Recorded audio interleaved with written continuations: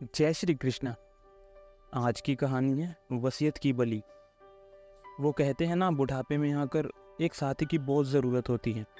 पति के बिना पत्नी और पत्नी के बिना पति कितना अधूरा हो जाता है, इसका बुढ़ापे में एहसास होता है। माँ के जाने के बाद तो बाबूजी की जैसे जीने की इच्छा ही समाप्त हो गई थी, इसलिए वो भी जल्दी ही हमें छोड़कर चले गए। जब तक माँ बाबूजी थे तब तक मैं मायके कभी भी चली जाती थी, किंतु बाद में पता नहीं क्यों एक लक्ष्मण रेखा सी खिंच गई।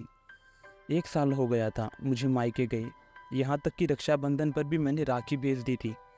पर इस बार भैया के बहुत आग्रह पर मैंने छुट्टियों में मायके रहने का 2 दिन का एक छोटा सा प्रोग्राम बनाया। पूरे रास्ते ट्रेन की गति और मेरे ख्यालों की गति जुगलबंदी कर रहे थे। बाबूजी की बरसी के बाद पहली बार मायके जा रही थी। सबका व्यवहार कैसा होगा, यही सोचकर मेरा हृदय बैठा जा रहा था। जब से बाबूजी ने अपनी वसीयत में भैया के साथ मेरा नाम भी जोड़ दिया है, तब से भाभी का व्यवहार मेरे प्रति बदल गया था। रिश्तों में एक अजीब सी दरार आ गई थी। भाई बहन का प्यार वसीयत की बलि चढ़ गया था। अरे बेटियां अपने मायके सिर्फ अपने माता पिता, अपने भाई बहन का प्यार पाने के लिए जाती हैं। उन्हें सिर्फ यही लालच होता है कि उनके मायके के द्वार उनके लिए सदा खुले रहें। यही सोचते सोचते मैं अपने गंतव्य पर पहुंच गई थी। भैया स्टेशन पर मुझे लेने आए थे। स्टेशन से घर तक सिर्फ भैया ने 2 वाक्य बोले थे। कैसी हो छोटी, रास्ते में कोई तकलीफ तो नहीं हुई, बस। उसके बाद तो भैया ने जैसे मौन व्रत ही रख लिया हो। घर पहुंचकर भाभी ने जिस तरह से दरवाज़ा खोला, उनके व्यवहार से मन में कुछ दरक सा गया। घर में चारों तरफ माँ बाबूजी की यादें बसी थी और हर कोने में मेरा बचपन खिल रहा था।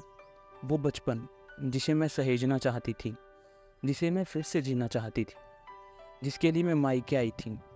हर बेटी की तरह मुझे भी मेरा मायका जान से ज़्यादा कीमती था। वो 2 दिन मुझे अपने के बीच पराये से लगने लगे। आंखें बार बार छलकने को बेचैन थी। रात को खाने की टेबल पर मैंने कमरे में पसरे मौन को तोड़ते हुए बोला, भैया कुछ बात करनी है। बोल छोटी। वो बाबूजी की वसीयत के विषय में। देख छोटी, इस विषय में मुझे कोई बात नहीं करनी। इसके अतिरिक्त कुछ और कहना हो तो बोल। ये कहकर भैया उठकर अपने कमरे में चले गए।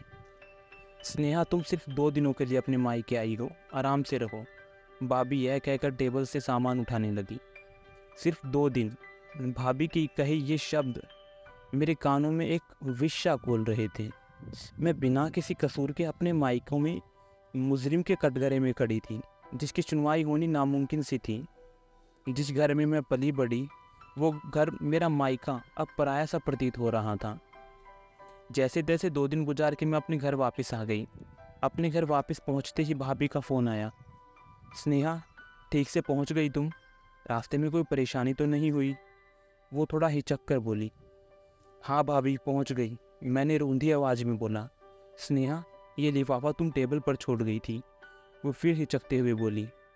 मैंने कहा भाभी, छोड़ नहीं गई थी, रख कर आई थी आप लोगों के लिए। स्नेहा, तुमने ये क्यों किया? भाभी, मैंने तो सिर्फ अपना फ़र्ज निभाया है। यही बात तो मैं आप दोनों से करना चाहती थी, पर ये तो आपकी हिमानत थी, वापस तो मुझे देनी थी। बाबूजी ने अपनी प्रॉपर्टी में मुझे हिस्सा दिया, ये उनका फ़र्ज था, और उस हिस्से को पर जिसका हक था मैंने उसे वापस कर दिया और अपना फ़र्ज़ निभाया। भाभी, मुझे आपकी प्रॉपर्टी नहीं, आप लोगों का प्यार चाहिए, साथ चाहिए, वो अपनापन चाहिए जिसके लिए बेटियां अपने मायके आती हैं। मायका एक बेटी के लिए उसका अस्तित्व होती है। उससे दूर होने की जो पीड़ा होती है वह बहुत असहनीय होती है। मेरा मायका वसीयत की बलि चढ़ रहा था भाभी।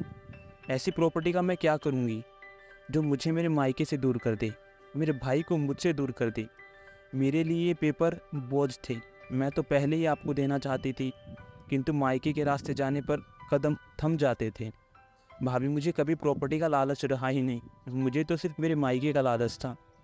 मुझे तो सिर्फ मेरा मायका चाहिए। यह कहकर मेरी आवाज़ मेरे गले में ही अटक गई। छोटी, तू कब इतनी बड़ी हो गई, पता ही नहीं चला। तेरी बातों ने तो मुझे बौना कर दिया। हम तो स्वार्थ और गलतफहमी की आग में अपने रिश्ते स्वाहा कर रहे थे। मुझे माफ़ कर दे छोटी। तेरा मायका तेरा था और तेरा ही रहेगा। दूसरी तरफ से भैया की आवाज़ सुनकर अब तक आंखों में रुके मेरे आंसू अविरल बहने लगे। तो आशा करता हूँ कि आपको कहानी पसंद आई होगी। राधे राधे।